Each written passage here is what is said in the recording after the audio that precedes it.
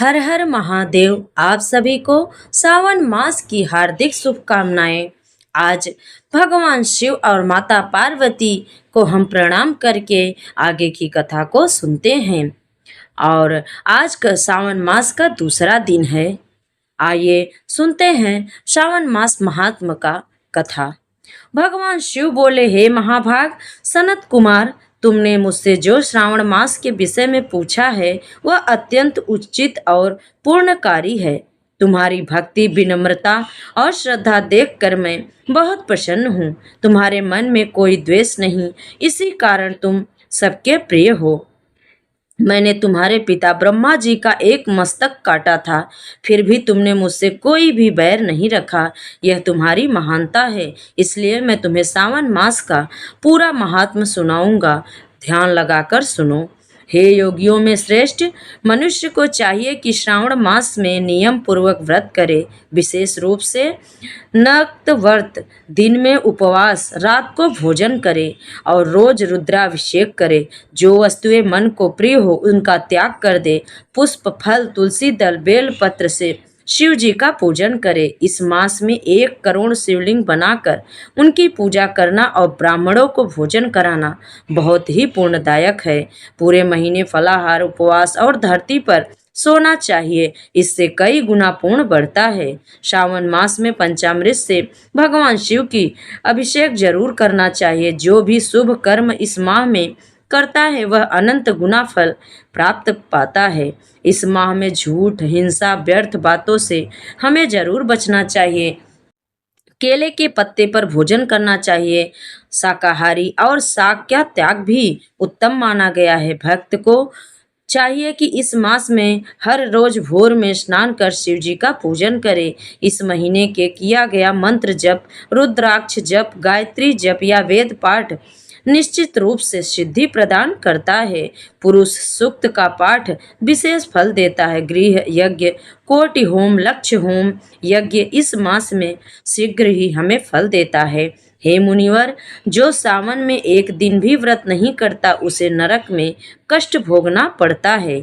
सावन मास कामनाओं को पूरा करने वाला और मोक्ष को देने वाला महीना है। भगवान शिव ने आगे बताया कि इस मास में सप्ताह के हर दिन के अनुसार अलग अलग व्रत बताए गए। रविवार को सूर्य व्रत करे, सोमवार को शिव पूजन करे और नक्त व्रत करे, मंगलवार को मंगल गौरी व्रत और बुधवार और गुरुवार को उपवास, शुक्रवार को जीवंती का व्रत, शनिवार को हनुमान और नृसिंह व्रत करे। श्रावण मास के विशेष व्रत भी हैं, जैसे शुक्ल द्वितीया को अदुम्पर व्रत, द्वितीया को गौरी व्रत, चतुर्थी को दुर्वा गणपति व्रत या विनायक चतुर्थी, पंचमी को नाग पंचमी, षष्ठी को सुपौदन व्रत, सप्तमी को शीतला व्रत, अष्टमी या चतुर्थी को देवी पवित्रा रोपण व्रत, नवमी को नक्त व्रत, दसवीं को आशा व्रत, एकादशी द्वादशी को विष्णु पूजन, पूर्णिमा को रक्षाबंधन है गृह अवतार पर्व मनाए जाते हैं। कृष्ण पक्ष में संकट चतुर्थी, पंचमी को मानव कल्पपादि व्रत और अष्टमी को कृष्ण जन्माष्टमी का पर्व बड़े धूमधाम से मनाया जाना चाहिए। श्रावण मास की अमावस्या को पिठोरा व्रत होता है। इसी माह में सूर्य देव गविष्ठ नाम से पूजित होते हैं। अगस्त मुनि का उदय भी इस महीने में हुआ था। अगस्त को अर्घ देना चाहिए। सावन में शाक का और भाद्रपद में दही का, अश्वनी में दूध और कार्तिक में दाल कभी नहीं खाना चाहिए। अगर कोई सभी मासों में न कर पाए तो सिर्फ सावन में ही साग का त्याग करके पूर्ण फल पा सकता है। भगवान शिव ने कहा, जो सावन मास में व्रत, तप, स्नान, दान, मंत्र जप और उपवास करता है वह मुझे और विष्णु दोनों को प्रसन्न करता है। मेरे और विष्णु में कोई भी अंतर नहीं, जो अंतर करता है वह दुख पाता। इसलिए हे सनत कुमार, श्रावण मास में पूरी श्रद्धा से धर्म का आचरण करना चाहिए। आइए अब सुनते हैं सावन मास की कथा। अमरपुर नगर में एक धनी व्यापारी रहता था। दूर दूर तक उसका व्यापार फैला हुआ था। नगर में उस व्यापारी का सभी लोग मान सम्मान करते थे और व्यापारी भगवान शिव का परम भक्त था। रोज शाम को मंदिर जाकर भगवान शिव के सामने दीपक जलाता और भगवान से बस यही प्रार्थना करता, हे शिव जी, हमारे मन से आपका नाम कभी भी ना मिटे और हमें पुत्र की प्राप्ति चाहिए। इतना सब कुछ होने पर भी वह व्यापारी अंतर्मन से बहुत दुखी था, क्योंकि इस व्यापारी का कोई भी औलाद नहीं था। दिन रात उसे एक ही चिंता हमेशा सताती कि उसके मृत्यु के बाद इतने बड़े व्यापार और धन संपत्ति का मालिक कौन होगा और कैसे कौन संभालेगा। पुत्र पाने की इच्छा से वह व्यापारी सोमवार भगवान शिव व्रत पूजा सब किया करता था। शाम को व्यापारी शिव मंदिर में जाकर भगवान के सामने घी का दीपक जलाता और कहता, हे भगवान शिव, हे माता पार्वती, अपनी कृपा सदैव मुझ पे और मेरे परिवार पर बनाए रखिए। उस व्यापारी की भक्ति देखकर एक दिन माता पार्वती ने भगवान शिव से कहा, हे प्राणनाथ, यह व्यापारी आपका परम सच्चा भक्त है। कितने दिनों से यह सोमवार का व्रत और पूजा नियम से कर रहा है। भगवान आप इस व्यापारी की मनोकामना जो भी हो अवश्य पूर्ण करे। भगवान शिव ने हंसते हुए कहा, हे पार्वती, इस संसार में सबको उसके कर्म के अनुसार ही फल मिलता है। प्राणी जैसा कर्म करेगा वैसा फल ही उसको प्राप्त होगा। इसके बाद भी पार्वती जी नहीं मानी। उन्होंने भगवान शिव से बार बार आग्रह करती रही, नहीं प्राणनाथ, आपको इस व्यापारी की इच्छा पूरी करनी ही पड़ेगी। यह आपका अनन्य भक्त और सच्चा भक्त है। हर सोमवार आपका विधिवत व्रत रखता है और पूजा पाठ करने के बाद आपको भोग लगाकर एक समय भोजन खुद करता है। आपको इसे पुत्र का वरदान देना चाहिए। माता पार्वती का इतना आग्रह देखकर भगवान शिव ने कहा, तुम्हारे इतना आग्रह करने पर मैं इस व्यापारी को पुत्र तो दे दे रहा हूँ, लेकिन इसकी आयु सिर्फ 16 वर्ष ही रहेगी। उसी रात भगवान शिव ने स्वप्न में उस व्यापारी को दर्शन देकर उसे पुत्र की प्राप्ति का वरदान दिया और उसके पुत्र के सिर्फ 16 वर्ष तक जीवित रहने की भी बात व्यापारी से भगवान शिव ने बताई। भगवान के वरदान से व्यापारी को खुशी तो हुई, लेकिन पुत्र की अल्पायु की चिंता ने उससे सारी खुशियां नष्ट कर दी। व्यापारी पहले की तरह सोमवार का व्रत विधि पूर्वक करता। कुछ महीने बाद उसके घर पर अति सुंदर पुत्र उत्पन्न हुआ। पुत्र जन्म से व्यापारी के घर में खुशियां भर गईं। बहुत धूमधाम से पुत्र जन्म का समारोह मनाया गया। व्यापारी को पुत्र जन्म की ज्यादा खुशी नहीं हुई, क्योंकि उसे पहले ही पता था कि मेरा पुत्र सिर्फ 16 वर्ष तक ही जीवित रहेगा। यह रहस्य घर में और किसी को नहीं पता था। विद्वान ब्राह्मणों ने उस पुत्र का नाम अमर रखा। जब अमर 12 वर्ष का हुआ तो शिक्षा के लिए उसे बनारस भेजा गया। व्यापारी ने अमर के मामा दीपचंद को बुलाया और कहा कि अमर को शिक्षा प्राप्त करने के लिए वाराणसी लेकर जाओ। अमर अपने मामा के साथ शिक्षा प्राप्त करने के लिए वाराणसी चल दिया। रास्ते में जहां भी अमर और दीपचंद रात विश्राम के लिए ठहरते, वहीं यज्ञ करते और ब्राह्मणों को भोजन वस्त्र दान करते। बहुत लंबी यात्रा के बाद अमर और दीपचंद एक नगर में पहुंचे। उस दिन उस नगर के राजा के कन्या का विवाह था और पूरे नगर में खुशी छाया था। समय पर बारात आ गई, लेकिन वर का पिता अपने बेटे के एक आंख से काना होने के कारण बहुत चिंतित था, क्योंकि उस राजा का बेटा एक आंख से काना था। उसे इस बात का बहुत डर था कि राजा को इस बात का पता चलने पर कहीं वह विवाह से मना न कर दे, इससे उसकी बहुत बड़ी बदनामी होगी। वर के पिता ने अमर को देखा तो उसके दिमाग में एक विचार आया। उसने सोचा, क्यों न इस लड़के को ही दूल्हा बनाकर राजकुमारी से विवाह कर दूं। विवाह के बाद इसको बहुत सारा धन देकर विदा कर दूंगा और राजकुमारी को अपने नगर लेके जाऊंगा और राजा को पता भी नहीं चलेगा। वर के पिता ने इसी संबंध में बात करने के लिए अमर और दीपचंद से बात मिले। दीपचंद ने धन मिलने के लालच में वर के पिता की बात मान ली। अमर को दूल्हे के कपड़े पहनाकर राजकुमारी चंद्रिका से विवाह करा दिया गया। राजा ने बहुत सा धन देकर राजकुमारी को विदा किया। अमर जब लौट ही रहा था तो सच नहीं छिपा सका और उसने राजकुमारी की ओढ़नी पर लिखा, राजकुमारी चंद्रिका, तुम्हारा विवाह मेरे साथ हुआ है। मेरा नाम अमर है। मैं तो वाराणसी में शिक्षा के लिए जा रहा हूँ। अब तुम्हें जिस राजकुमार की पत्नी बनना पड़ेगा वह एक आंख से काना है। जब राजकुमारी ने अपनी ओढ़नी पर लिखा हुआ पढ़ा तो उसने काने लड़के के साथ जाने से इनकार कर दिया। राजा ने सब बातें जानकर राजकुमारी को अपने घर पर ही रख लिया। उधर अमर अपने मामा दीपचंद के साथ वाराणसी पहुंच गया। अमर ने गुरुकुल में पढ़ना शुरू कर दिया। जब अमर की आयु 16 वर्ष की हुई तो उसने एक यज्ञ किया। यज्ञ की जब समाप्ति पर ब्राह्मणों को भोजन कराया और खूब अन्न वस्त्र दान किए। रात को अमर अपने शयन कक्ष में जब सो गया, शिव के वरदान के अनुसार सोने में ही अमर के प्राण उड़ गए। सूर्योदय जब हुआ, मामा अमर को मृत देखकर रोने पीटने चिल्लाने लगा। आसपास के लोग भी आकर देखकर रोने लगे। मामा के रोने और विलाप करने के स्वर उसी तरफ से गुजरते हुए भगवान शिव और माता पार्वती ने भी सुने। पार्वती ने भगवान से कहा, प्राणनाथ, मुझसे इसके रोने के स्वर बिल्कुल सहन नहीं हो रहे। आप इस व्यक्ति के कष्ट को आप दूर करो। भगवान शिव ने पार्वती जी के साथ अदृश्य रूप में सामने जाकर देखा तो अमर ही था, जो पार्वती से बोले, पार्वती, यह तो उसी पुत्र व्यापारी का है, मैंने जिसे 16 वर्ष की आयु का वरदान दिया था। इसकी आयु तो अब पूरी हो गई है। पार्वती जी ने फिर भगवान शिव से हाथ जोड़कर निवेदन किया, हे प्राणनाथ, आप इस लड़के को जीवित करें, नहीं तो इसके माता पिता पुत्र की मृत्यु के कारण रो रो के अपने प्राण भी त्याग देंगे। इस लड़के का पिता तो आपका बहुत बड़ा परम भक्त है, वर्षों से सोमवार का व्रत करते हुए आपको भोग लगा रहा है।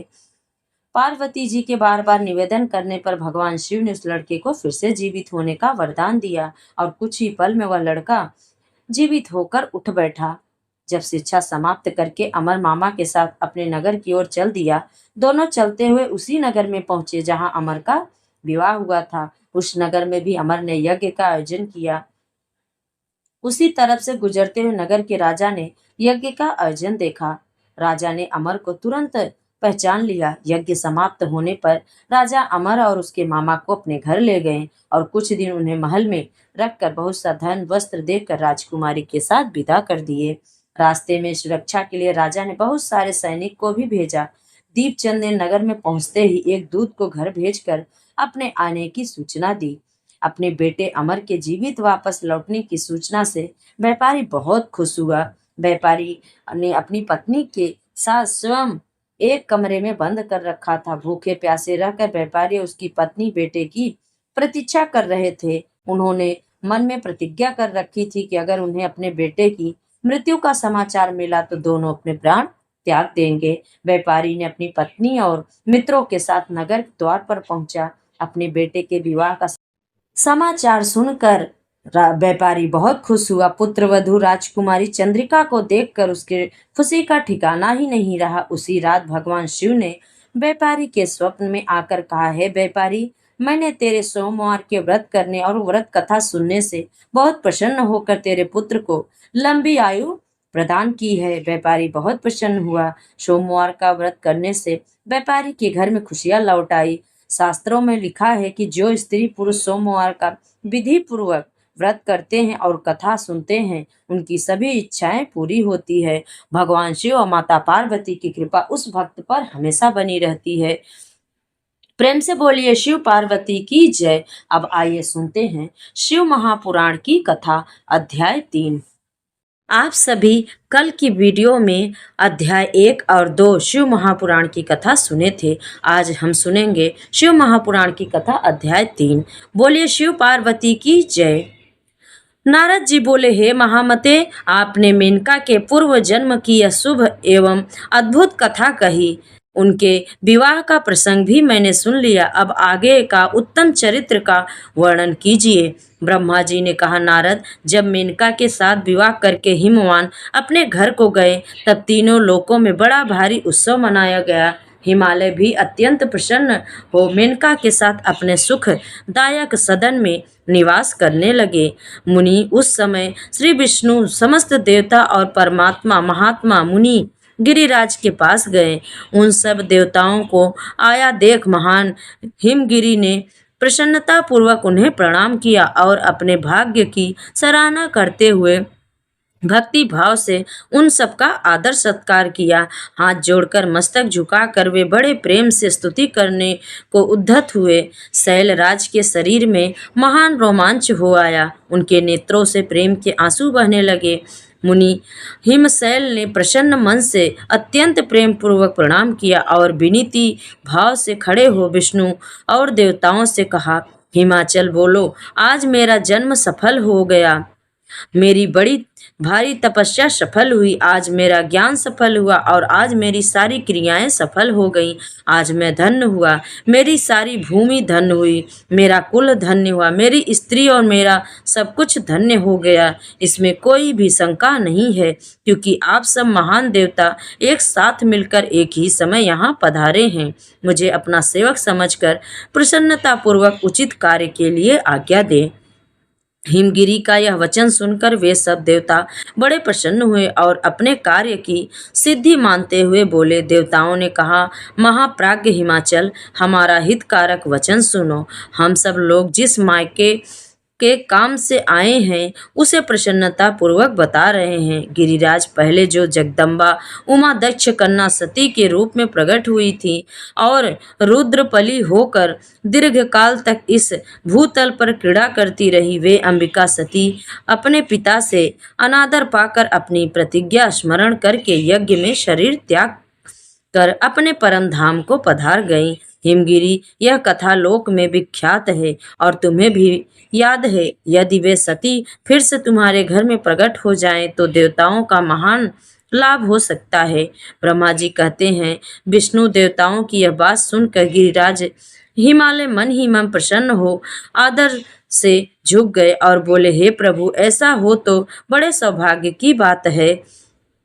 उसके बाद वे देवता उन्हें बड़े आदर से उमा को प्रसन्न करने की विधि बताकर स्वयं सदाशिव पली उमा की शरणों में गए। एक सुंदर स्थान में स्थित हो समस्त देवताओं ने जगदम्बा माता का स्मरण किया और बार बार प्रणाम करके वे वहां श्रद्धापूर्वक उनकी स्तुति करने लगे। देवता बोले, शिवलोक में निवास करने वाली देवी उमे, जगदम्बे, सदाशिव प्रिय दुर्गे महेश्वरी, हम आपको नमस्कार करते हैं। आप पावन शांत स्वरूप श्री शक्ति हैं, परम पावन पुष्टि हैं, अव्यक्त प्राकृति और महत्व ये आपके ही रूप हैं। हम भक्ति पूर्वक आपको नमस्कार करते हैं। आप कल्याणमयी शिवा हैं, आपके हाथ भी कल्याणकारी हैं। आप शुद्ध, स्थूल, सूक्ष्म और सबका परम आश्रय हैं। अंत विद्या और सुखी विद्या से अत्यंत प्रसन्न रहने वाली आप देवी को हम सब प्रणाम करते हैं। आप श्रद्धा हैं, आप धृति हैं, आप श्री हैं और आप ही सब में व्याप्त रहने वाली देवी हैं। आप ही सूर्य की किरणें हैं और आप ही अपने प्रपंचों के प्रकाशित करने वाली हैं। ब्रह्मांड रूप शरीर में और जगत के जीवों में रहकर जो ब्रह्मा से लेकर तृण पर्यंत संपूर्ण जगत की सृष्टि करती है, उन आदि देवी को हम नमस्कार करते हैं। आप ही देव माता गायत्री हैं, आप ही सावित्री और सरस्वती, आप ही संपूर्ण जगत के लिए वार्ता नामक वृत्ति और आप ही धर्म स्वरूपी वेद त्रयी, आप ही संपूर्ण भूतों में निद्रा बनकर रहती हैं, उनकी क्षुधा और तृप्ति भी आप ही हैं। आप ही तृषा क्रांति, छवि तुष्टि और सदा संपूर्ण आनंद को देने वाली, आप ही पूर्णकर्ताओं के यहाँ लक्ष्मी बनकर रहती हैं और आप ही पापियों के सदा ज्येष्ठ लक्ष्मी जी की बड़ी बहन दरिद्रता के रूप में वास करती हैं। आप ही संपूर्ण जगत की शांति हैं। आप ही धारण करने वाली धात्री और प्राणों का पोषण करने वाली शक्ति हैं। आप ही पांचों भूतों के सार तत्व को प्रकट करने वाली तत्व स्वरूपा हैं। आप ही नीतिज्ञों की नीति व्यवसाय रूपिणी और आप ही साम वेद की गीति हैं। आप ही ग्रंथी हैं, आप ही यजुर मंत्रों की आहुति हैं।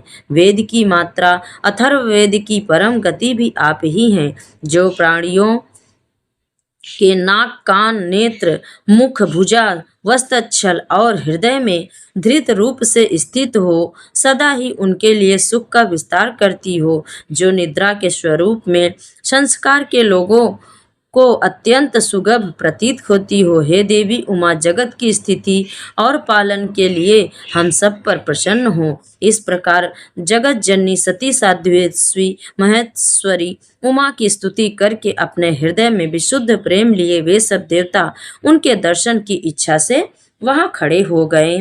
तो ये रही आज की श्रावण मास महात्म्य की कथा और शिव महापुराण की कथा। आगे की कथा हम कल के वीडियो में सुनेंगे। अगर आप सभी को कथा अच्छी लगे तो लाइक, शेयर और चैनल को सब्सक्राइब करिएगा और कथा को अंत तक अवश्य सुनिएगा। हो सकता है इस कथा में आपके दुखों का कारण छिपा हो, तो इस कथा को आप लोग अंत तक अवश्य सुनना और अपने घर के जितने भी कष्ट, रोग, दुख हो सब मन में संकल्प लेके भगवान का नाम लेना। हो सकता है इस कथा से आपके घर का वातावरण बदल जाए। और कमेंट में हर हर महादेव जरूर लिखिएगा। जय श्री हरि।